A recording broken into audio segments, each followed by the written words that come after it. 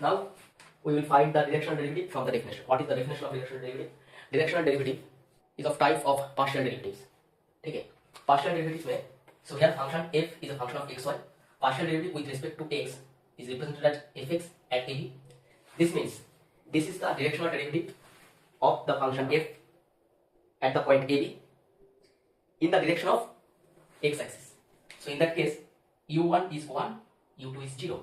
Here in the direction of u, that means u is a unit vector which is represented as u1i plus u2j.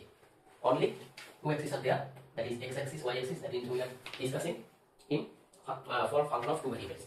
Similarly, f of y at ab, that is partial derivative with respect to y of the function f at ab, is represented the directional derivative of f at this point ab in the direction of u1 equal to 0, u2 equal to 1, that is in the direction of y-axis. Okay. So directional derivative of f at ab in the direction of u, where u is unit vector, is represented by this limit h approaches to 0, f of a plus h u1 b plus h u2 minus f of ab divided by h. So this is the formula or definition of directional derivative of f at ab in the direction u. So it can be written as limit h approaches to 0, f of alpha plus h u minus f of alpha divided by h. So this is directional derivative in the direction of u of the function f at alpha. Here alpha is ab, you can say. So if we put alpha equal to a comma b, you will get this equation. Okay? So this is the definition. When you use this type of this definition, first if you asked to find directional derivative using definition, in that case, so if you are asked to find directional derivative using definition, you have to apply this formula.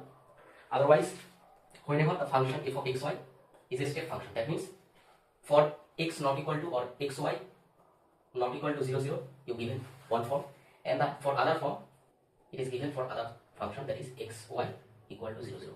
So it is, if it is step function, that is for x comma y not equal to 0, 0 given, and for 0, 0 the function defined, then you have to apply this formula.